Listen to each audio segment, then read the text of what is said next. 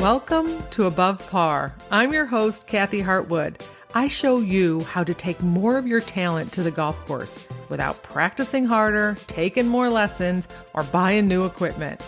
I show you how to end the frustration of underperforming so you can start playing to your potential. This is where you are going to learn how to think above par so you can play below par. Let's get to it. Hello, my golf friends. Welcome back to Above Par. I'm super happy you're here. Thank you for listening. Thank you for sharing the podcast with your friends and people you play golf with and people that you think that this information would resonate with them, because I do get lots of notes and comments from people sharing with me that they were told about my podcast from a golf friend. So I love that you are sharing the love of this podcast and the information that I have here to help other people think better and play better and feel better about the game of golf. So thank you for doing that and continue to do that so other people can enjoy their experience on the golf course too, or at least more often, right? It's not always an amazing experience playing golf, but I think if we get our head around it, we can accept those rounds way better. They don't impact us off of the golf course or on the golf course more if we just know how to manage our minds a little bit better around all of it. So thank you for doing that, and I appreciate it. So today what I want to talk about is those golf thoughts that you feel like are really positive that you have on the golf course, and you're wondering like, why the heck aren't they working? Or you feel like maybe it's just hard. It's hard to think positively, or it's hard to be consistent with the thoughts that you feel are working or should work or worked once, right? So I just want to share with you a little bit about what's going on if this is your experience. I'm going to share with you 3 things to look out for a thought that you feel like is really positive and sounds good in your head, and it's just not really gaining any traction on the golf course. You're not finding success with it. And what happens if we don't find success? We abandon it, right? We just like, it's not useful to us. It's hard to keep doing things that we don't think are benefiting us, even though they sound good. And then we can feel almost a little bit broken, like, what's going on? This is a great thought. Why is it not working? I'm thinking all the positive thoughts. I'm just not seeing the results.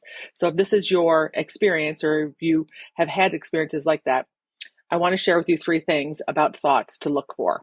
Okay, one is that your thought may be too big of a stretch. So in other words, it might sound like your history is that you don't make more than 2 birdies a round, and you have a score that you want to shoot, a qualifier that you're going through maybe, and you're a few over par and you need to birdie the last 5 holes, and you're saying to yourself, I can birdie the last 5 holes.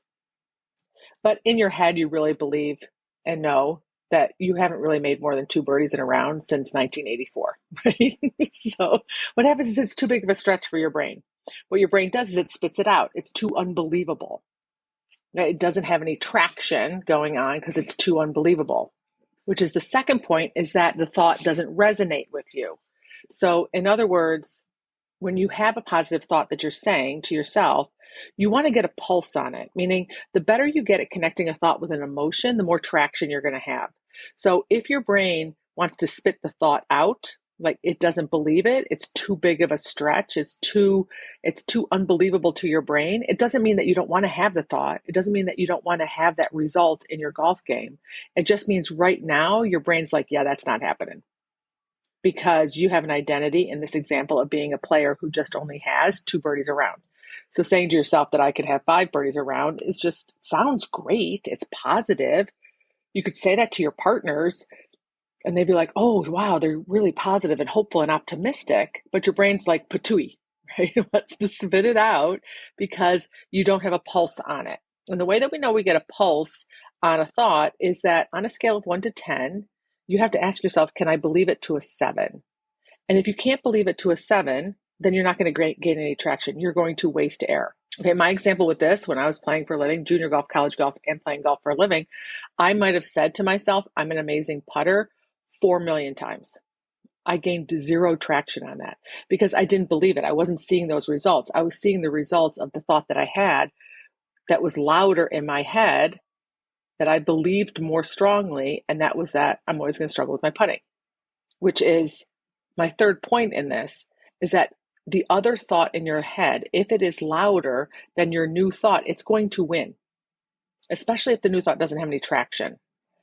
So my old thought that I'm always going to struggle with my putting was louder in my head than the thought that I really didn't believe and didn't have a pulse on, that I'm a really great putter. So it was wasted air. This is why I talk about positive affirmations are great if you can connect thought with feeling, if you can believe it, if you can get a little bit more positive emotion out of it than you currently were or currently are. So sometimes we think we have to go to something so grand and big and optimistic and sounds confident, when really all we need is maybe just a little bit of hope, or we need less anxiety or less pressure. That's a win. And sometimes we just don't think that's enough. We go for the big thought, like I did. I did forever. Okay, not ever. I don't do that anymore, but I did for most of my golf career. I was like, why is this not working? And now I know the reason it wasn't working is because my brain spit it out. It was too unbelievable, too big of a stretch.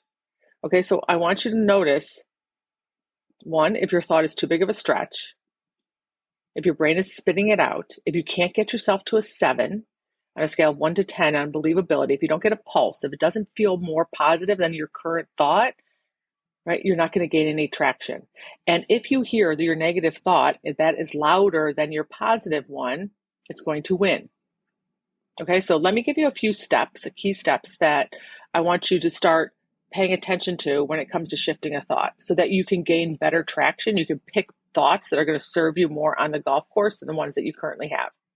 The first one that I want you to understand is you don't get to just say it once. You don't just get to say, I want to believe that I can win the club championship, and you just get to say it once, right? So the thought that I can't win the club championship and you believe it strongly, you've said more than once, right? What happens is we say these negative thoughts over and over and over in our head, like I'm a crappy putter, or I never finish well, or I'm just never going to figure out this game. I don't hit it far enough. I don't score low enough. I don't make enough birdies. We just say these over and over in our heads, whatever your negative thoughts are for you. And we do that a lot. And because we do it a lot, we own it. It becomes loud. It's like feeding a hamster. I call them hamster thoughts. It's like you're feeding this hamster. It's huge, it's big, it's muscular, it's loud. It's got the megaphone. It's screaming in your head because you repeated it.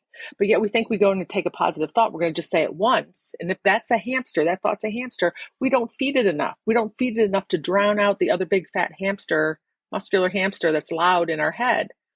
So we got to play the same game. We've got to repeat the other thought enough times that we drown out that other hamster thought, that other negative thought. We take the megaphone away from it in our head and we give it to the thought that we want to have. Now, to get there, that's what I said, you got to have some pulse with it. You got to have a little positive feeling with it. You got to get yourself to a 7. Okay, so the one big thing that we do, a lot of golfers do, people do, you can take this off the golf course too, is we just think we say it once and we're done. And we don't have to repeat it. Well, I promise you, those negative thoughts that you own right now, you've said more than once. That's why you own them. Your brain, this is just what your brain does. It puts it on autopilot. It says, let me bring this up for you really quickly because you say it so often. All right, so you got to make it your mission to repeat the other ones just as often, so that your brain says, let's put this on autopilot. Which leads to my next point, is expect the tug of war in your head. I want you to picture these two hamsters. They're thoughts, right? If you can get my analogy, I talk about your thoughts being hamsters. It's just a visual for me. Right? And you have one that you've said a lot. It's negative and it's big and it's strong. And you're playing tug of war with this little weak thought that you haven't repeated enough. Right? You want to create enough strength so that it wins the tug of war. This tug of war in your head, where you have two opposing thoughts at the same time, is called cognitive dissonance.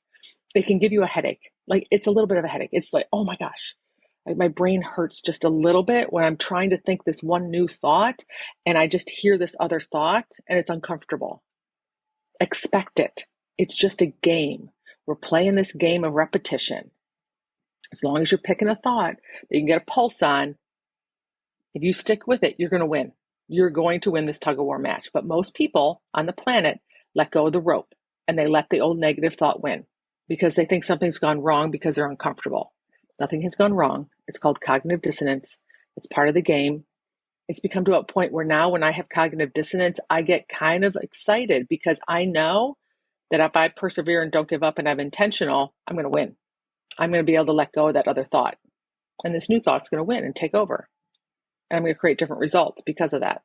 The other thing that people don't anticipate is that that other thought might come back. It might pop up. You might think you've won the war, the tug of war, whether that's like, I'm a pretty good putter now. And the old thought is, I'm always going to struggle with my putting. And you go out and hit a couple wonky putts, and all of a sudden you hear that old hamster thought of, I'm going to struggle with my putting, and you think something's gone terribly wrong, right? Nothing has gone wrong. It's going to be there. It's going to pop up. We don't want to feed it. We don't want to make it a problem. We just want to notice it and let it go by and be intentional, which is my next point, is you want to be intentional about what you're thinking. So when you go out and start around or whatever you're doing, whether you're going up and stepping up onto the green, you want to remind your brain that I am going to intentionally think this thought on purpose. It takes effort, it takes energy, because by default, the other one is there. If you put no effort into it or no intentionality, the other thought's going to be there, it's going to win. So you have to set intentions before you go out and play golf about what you want to think if you don't own the thought. And just know that it's a game. The more that you think it, the more that you repeat it, the more you're going to believe it, and the more that you're going to start seeing those results. But let's not be shocked when the old thought pops up. Not a problem. Of course it's going to be there. It's like a water stain on the ceiling that you paint over, and over time it creeps back in and you got to paint over it again. It's just part of the process, right? So play the game with your thoughts. Be really conscientious about the thoughts that you're saying, whether they're working or not. Don't abandon a thought. If you feel like you're like really positive and you're saying all these positive things, you're like, but it's not working. I think I'm a really good driver of the ball, but I'm not driving it well. Check in and see if you really believe that thought. Chances are you don't, right? This is where we have to go through and do some ladder thoughts. We have to step our way up. Maybe we have to do the next best thought. If that's too big of a stretch, what's my next best thought that I can believe? And I'm going to stick with that for a while until I believe that wholeheartedly, and then I can go to the next best thought. All right, my friends? So if you have a good thought that just doesn't seem to be working, if you feel like it's a positive thought, it's a good thought, you want to have the thought and you're just not creating the results, I want you to check in and make sure it's not too big of a stretch, like your brain's spitting it out, rejecting it, that you make sure that you have a pulse on it, that you can get it to a 7 on a scale of 1 to 10. And don't be shocked that we're going to have to go through this game, this tug of war, with the thought that you're actually trying to replace. The thought that you have had, the thought that is creating the results that you have right now, right? So this isn't about giving up maybe the thought, maybe it's just cleaning up and fine tuning the thought so it becomes more effective and productive for you and your golf game, right? And if you need any help with this, you want to know how to work on this, I encourage you to connect with me, get on my mailing list. You'll hear about the programs that I have coming up at kathyhartwood.com/join. All right, my friends, have a beautiful week, and I'll talk to you next Wednesday. Bye.